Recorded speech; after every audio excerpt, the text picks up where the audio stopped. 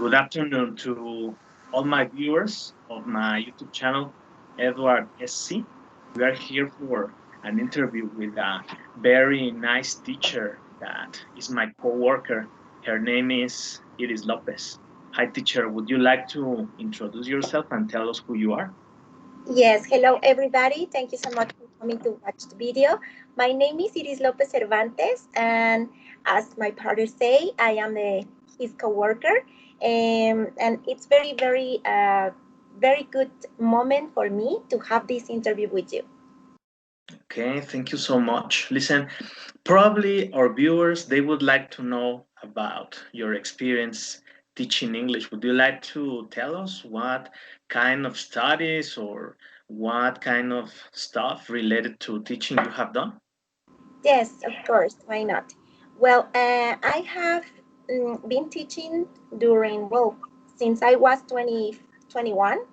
I was studying for the proficiency as English by the SEP and also the TKT preparation in order to start giving classes. And also I finished the pedagogy career. Yeah. That's the most important part right now. And my experience, I think being a teacher is one of the most beautiful things that I can live right now. It's very pleasant for me to give a class, to teach, to help students. I feel very comfortable because I love to be in front of the students, to teach, to explain, to help them to understand. Because I think nowadays it's very important they are open mind and they can express themselves by using another languages too. Yes, I agree to everything that you said, especially because I have heard some comments of some other teachers saying that when you speak another language, it's like as if you were another person. What do you think about that? Yes, it's very curious to talk about this because it's a topic that attracts me a lot. For example, I recognize that when I am a normal person, when I am not giving the class, I am very different with the family, with the friends and stuff. But as magic, when I am giving the class, I notice that I am transforming in another person. Also, the manner, the body language that I use, it's different. I don't know what is the reason, but I think speaking in another language gives you the opportunity to feel different, to give the opportunity to feel from another place or just pretend in order to be in contact with students and invite them to talk. That's very nice. I would like to ask you something really interesting. Let's see if you can answer this. How would you describe how is just Iris Lopez and how is teacher Iris? How What can are the I? differences between them? Okay. Oh, okay. Very interesting question. Okay, it's a person that is very shy, extremely shy. It is doesn't like to have a lot of friends. Is not a social person. It is very creative, a lot.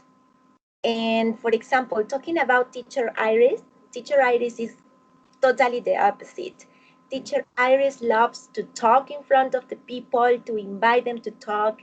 It is very, or try to be very friendly for students, for co-workers even. I am well, Teacher Iris is creative too. I would like, or I enjoy preparing and creating some things for my students. So this, this is kind of the differences between Iris and Teacher Iris. Yes, I perfectly understand you because I it happens the same to me because as Eduardo as a person, as you said, I don't have lots of friends. I am not so like, as you said, very extroverted or Yeah. outgoing. I'm not like that. Yes, but teacher Edward, it's different. He's like funny. He likes to be like in front of his students. I perfectly understand you, and I think this happens to many teachers. All right, they have like opposite personalities, and even our voice changes from when we Yes, speak Spanish and English. yes, the pronunciation, the body language, the way that we move, the way that we express, it's very different. If you know Iris, like Iris Lopez Cervantes, is very different. I am very shy, but when I have the opportunity to talk with someone in this language that I love, I feel comfortable and I feel free to do it. And I don't know, it's wonderful for me. Nice, very nice. Listen, now I would like if you could tell us about some nice experiences you have had teaching with your students or in a classroom. Come on, tell us something. Yes. Well, I remember at the beginning of giving classes, I was giving classes for university students. It was kind of difficult because imagine I was 21 and I have students like 22, 24, something like that. I was very, very nervous in that moment. But I remember one class was very special because when I finished the class, it was the last day of the course, and the students told me, teacher, you are a very young teacher, but that doesn't matter. You are teaching us in a good way. You are using the strategies, the correct strategies to teach us and stuff. So I felt very proud of me and of them because they were practicing a lot. So that experience gave me in that moment like the power to continue because at the beginning I was very nervous. Yes, I understand what you said because I started to teach young, just as you did. And as you said, for them, for students, it's like more complicated to when they see you in front of the class, they say, is he or is she Yes, really our teacher? yes, Or is he a student or is she a student who is like pretending to be the teacher? What is this person doing here in front of us, right? exactly.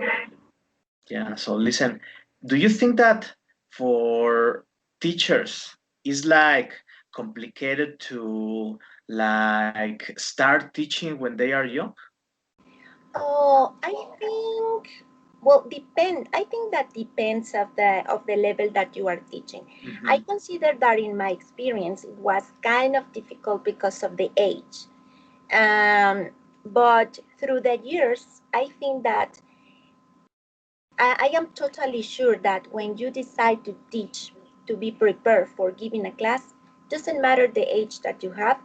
If you are practicing and working and preparing, you are able to do it perfectly. Yes, that's so nice. Or listen, now I would like to ask you about some negative experience you have had. Yes, Can you tell us? yeah, well, a negative experience. Maybe I remember when I was preparing a class, as teachers we are preparing classes every day. Of course. And through the groups and during the classes and stuff, we continuously are changing the things. I remember that class. It was in I think it was in junior high school, and the strategy that I used in that moment was not so functional for the group. And I felt very terrible because I was like, oh my gosh, now what can I do to change in order to help them to understand? So that was the day that I uh, take in account that I have to be more well prepared for possible problem, possible solutions.